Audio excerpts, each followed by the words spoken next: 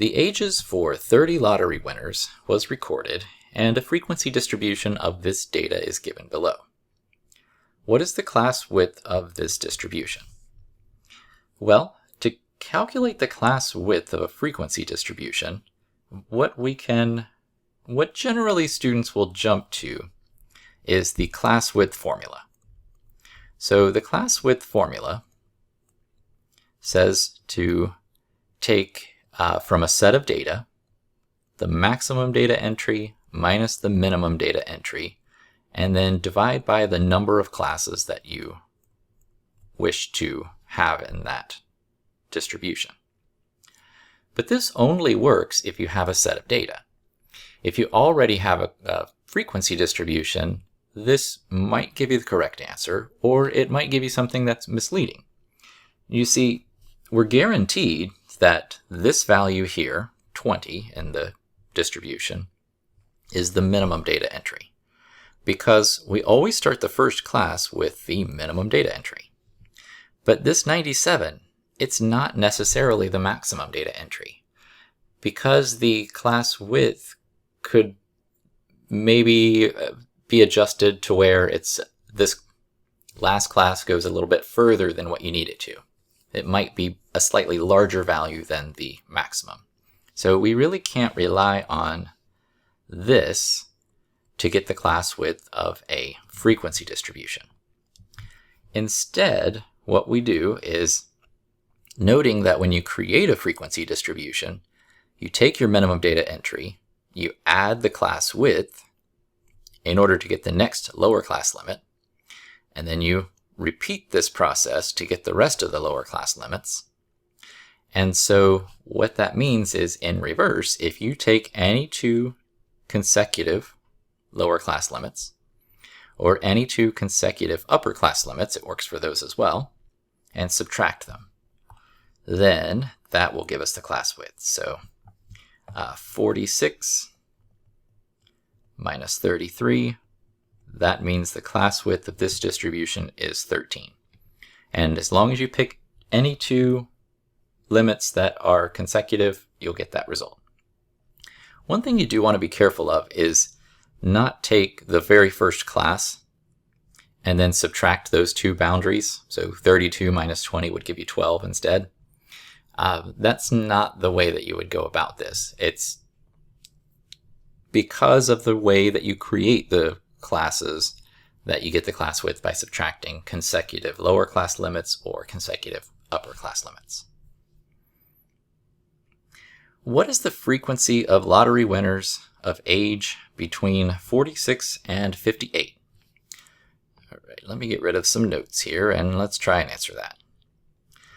All right, so we have lottery winners who are of age 46 to 58. And if we want to know the frequency, we just read right across there. So there are 3 lottery winners between the ages of 46 and 58. What is the frequency of lottery winners between the ages of 20 and 45? Well, 20 and 45, that could be this group or this group. So in effect, what we need to do is add these two numbers together. So 4 plus 2 gives us 6. So there's 6 winners between those ages. What is the midpoint of the third class? Well, let's see. So which one is the third class to start with? So we have the first class, second, the third, fourth, fifth, and sixth. So there's 6 classes here. So this is my third class. And what I want to know is the midpoint. Well, to find a midpoint, we do have a formula for that. And a midpoint is the average of your class limits. So the average of your class limits, if you take the lower class limit plus the upper class limit and divide by 2. That's how you would average two numbers. You just add them together and divide by the number of values, which is 2. So in this case, that average would be 46 plus 58 divided by 2. And I'll grab the calculator to help me out there and make sure I don't make an arithmetic error.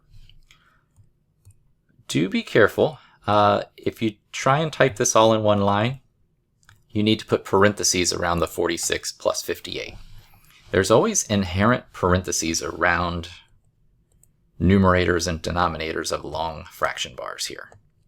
So you have to be careful with that.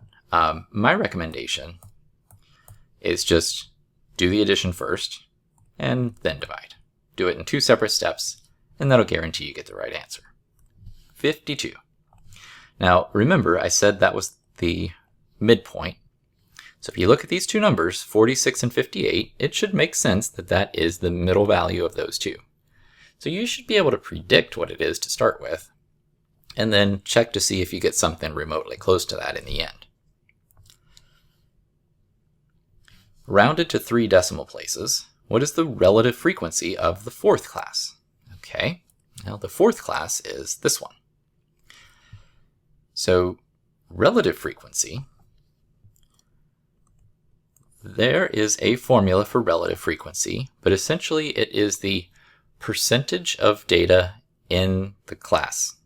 So we take the class frequency, so let me just write the class frequency divided by the number of data items.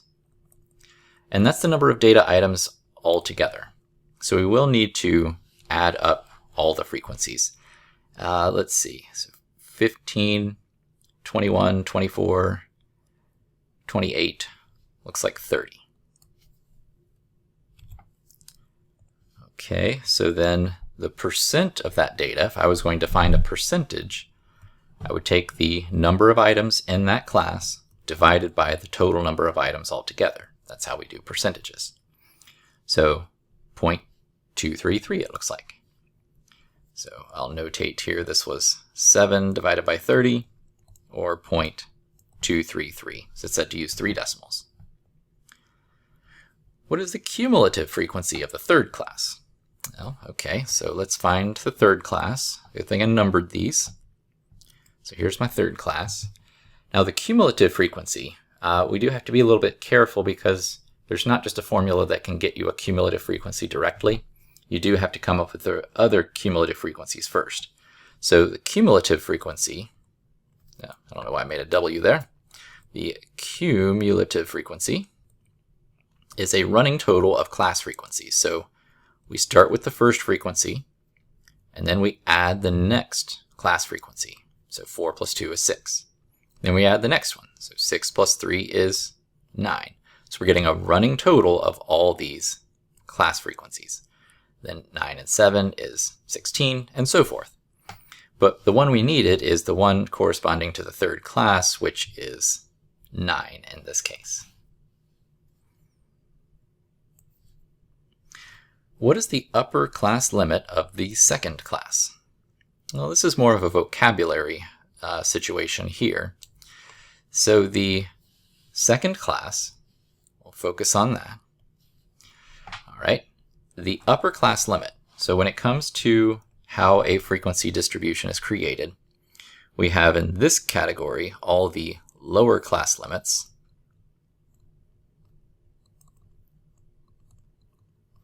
and the end of our range are the upper class limits. So if I want the upper class, the upper class limit of the 2nd class, then the upper class limit of that 2nd class is 45. Next, what is the lower class boundary of the 5th class?